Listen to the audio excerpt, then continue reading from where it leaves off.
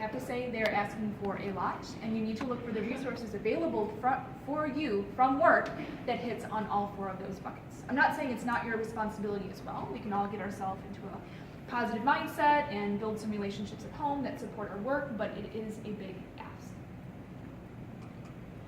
Okay, so I just want to make a quick business case for engagement. Some people would say, why do I need to be engaged? Can't I just show up and do my responsibilities at, an acceptable or an acceptable plus level?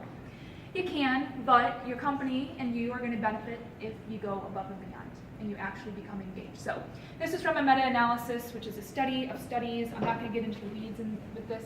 It's what I like, and I have a feeling it's not what you like. This meta-analysis basically stated when you are engaged, you're much less likely to have a lot of health complaints at work.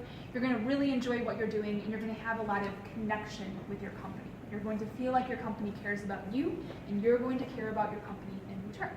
Sounds good to me. There was another study, which is even more beneficial to the company, that shows that when people are engaged, when employees are engaged, you have better customer retention, more profitability, more productivity, less turnover, and fewer safety concerns. And so, yeah, it's maybe by now it's kind of a no duh. An engaged workforce you're going to get a return on that investment through these financial metrics, but it's nice to see it in writing. Okay, it's nice to see that this kind of fluffy construct actually has tangible financial results for a company. And then finally, employees who are engaged. Employees whose bosses, I should correct that, employees whose bosses think that they are engaged tend to be rated as higher performers at work. They're more likely to help out their coworkers, and they're less likely to quit their jobs.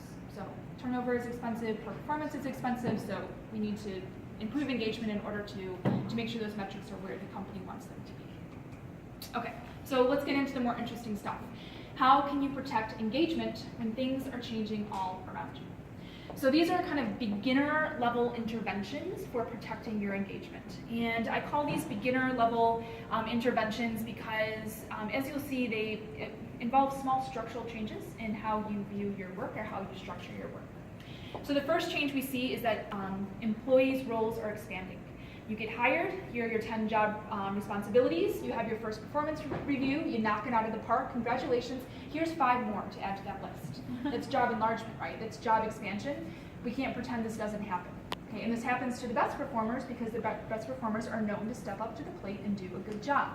So what do you do when your role starts expanding and the resources that you have to devote to engagement start wearing thin? What can you do?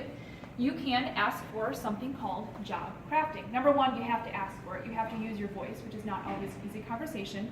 And when you use your voice, job crafting means your boss tells you, here are 5 new responsibilities to take on, and you say, great. 2 of those are exactly